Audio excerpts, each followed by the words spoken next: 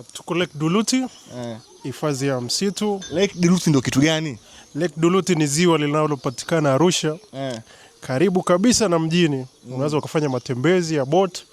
Kuna forest walking, unaweza ukatembea msituni. Kwa Mtanzania pia, kwa mgeni, unaruhusiwa kutembea msituni.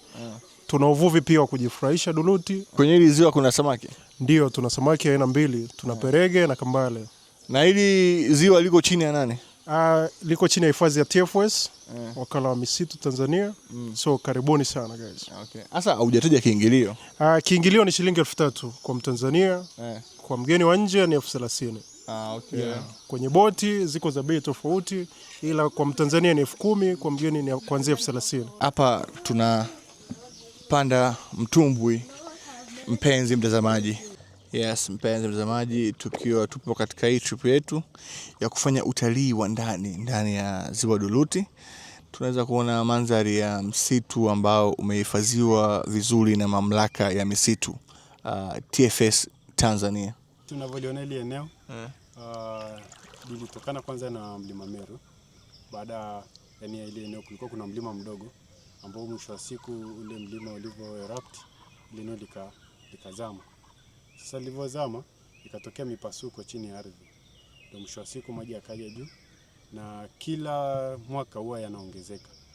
Yaani unaweza kukuta leo yako kwenye level hii, baada ya miaka 2-3 unakuta yamezidi zaidi.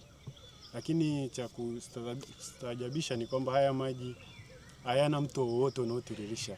Yaani hamna mto wowote unaotiririka kuja ndani ya ziwa au kutoka nje. Kwa hiyo maji yanaingia chini kwa chini. Kuna story kama mbili kuhusiana na hili ziwa.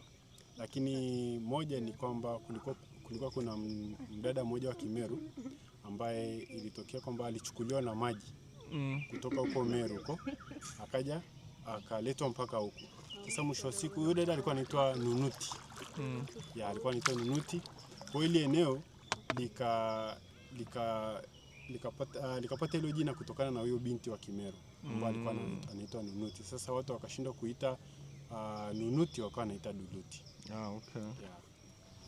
Yeah. Hatari sana.